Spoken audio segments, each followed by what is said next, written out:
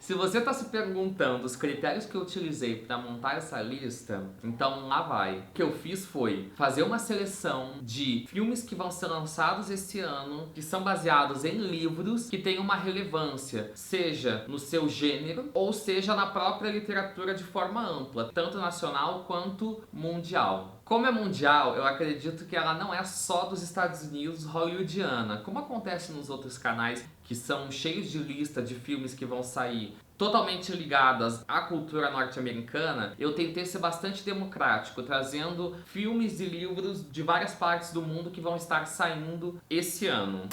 Oi, sejam bem-vindos ao canal. Eu sou Antônio, eu sou apaixonado por literatura, por cinema e por arquitetura, que se Deus quiser eu termino ainda essa faculdade.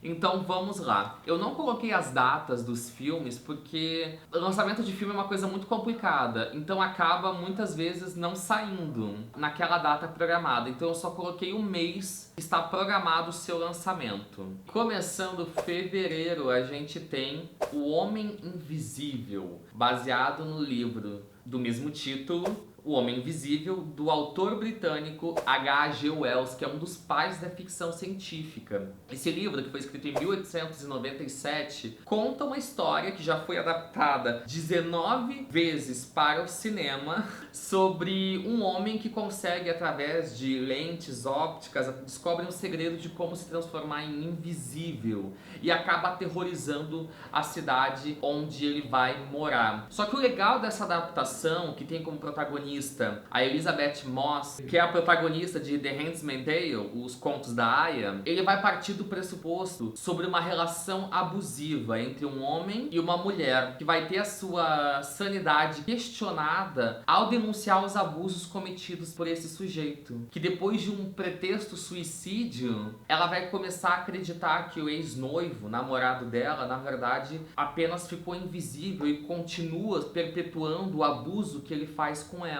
E é exatamente o que acontece no mundo atual, onde as mulheres, quando elas denunciam abuso, elas são taxadas de loucas. É invalidado toda a denúncia que elas fazem. Então eu acho que esse filme tem uma importância muito grande para a época que a gente está vivendo. Assim como outros filmes que também fizeram abordagens entre ficção científica e um paralelo com a realidade. O Babadook, que é um puta filme muito legal. Corra e Nós, do diretor Jordan Peele, que vai muito nesse segmento. A ficção científica como forma de trazer uma reflexão sobre a nossa realidade. Porque afinal esse é o papel que tanto a literatura quanto o cinema tem ou deveriam ter. O próximo livro, a escolha foi feita muito de acordo com uma das palestras da escritora nigeriana Chimamanda, que ela diz o seguinte: o perigo da história única. E é esse livro, por trazer uma nova versão de uma história que foi muito impactante para um povo, é que eu acho que é totalmente válido tanto a leitura do livro quanto a sua adaptação cinematográfica. Nossa Senhora do Nilo, o livro escrito pela escritora ruandesa Scholastic Mukasonga. A história se passa nos anos 70, numa escola religiosa interna, onde duas meninas vão sofrer um preconceito muito grande por serem da etnia Tutsi. Para quem não sabe, quando foi feita a invasão e a colonização europeia, eles juntaram duas etnias rivais, Tutsis e os Hutus, e que eles acabaram entrando num conflito muito grande, que iria gerar um massacre de quase 1 milhão de pessoas em menos de 100 dias. E isso é muito bem retratado naquele filme Hotel Ruanda, que também vale muito a pena ver. A autora, Scholastic, ela vivenciou isso. Aliás, ela perdeu boa parte da família dela nesse genocídio, onde ela vai se refugiar na França. Os relatos, o modo como ela vai fazer de transpor a autobiografia dela e eventos que ela passou para o mundo literário é muito forte. E essa adaptação que vai chegar agora, que é uma coprodução Ruanda, França e Bélgica, só o trailer, que eu vou deixar depois o link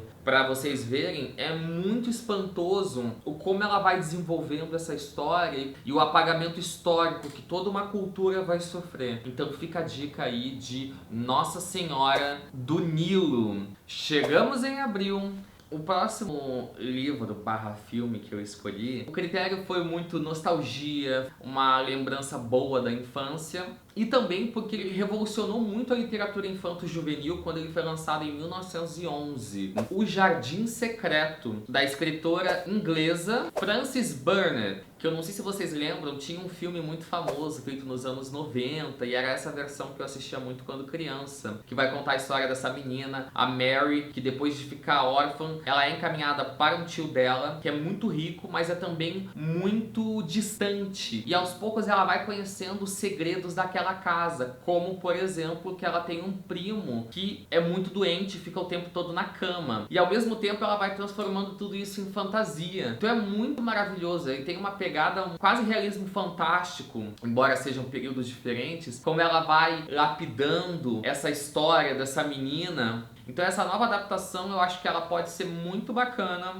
por trazer esses valores de novo. E ainda na pegada de o perigo da história única, a gente vai ter no mês de junho Meu Pequeno País, que ele é escrito pelo rapper Gael Faye, um sobrevivente do mesmo massacre que eu contei em Nossa Senhora de Paris. Ele vai ser o sobrevivente no país ao lado, Burundi, que é um pequeno país ali na costa da África, que tinham a influência das mesmas etnias, Tutsi e Hutus. Mas esse autor, ele vai contar tudo a partir do ponto de vista das crianças. Então ele vai criar um personagem que é de uma determinada etnia e a relação com os outros amigos que são de outras etnias, e de repente eles não podem brincar mais, a família é obrigada a fugir dali, e todos os lugares que ele tem como referência de repente se tornam hostis e perigosos. O autor, ele esteve aqui no Brasil na Flip no ano passado, em 2019, onde ele falou um pouquinho do livro, onde ele falou um pouquinho das inspirações dele. Então é uma adaptação que parece muito legal, é uma produção belga-francesa.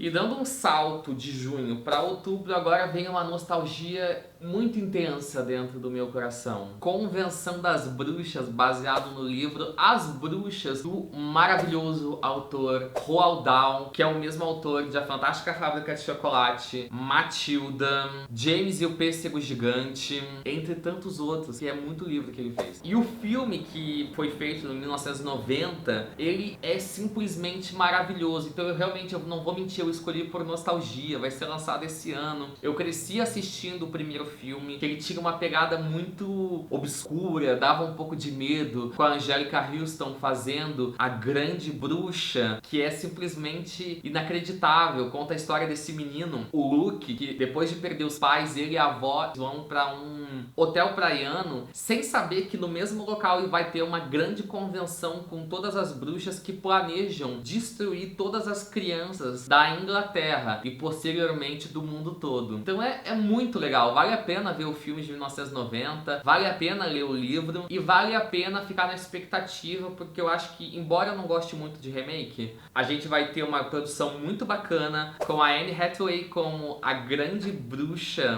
e a Octavia Spencer como avó. Então acho que vai ser muito bacana a dinâmica das duas, eu acho que vale a pena. E chegando em dezembro, a gente vai ter uma das histórias mais comentadas, mas que quase ninguém leu o livro original, Pinóquio, onde eu acho que todo mundo aqui já viu o filme baseado na Disney.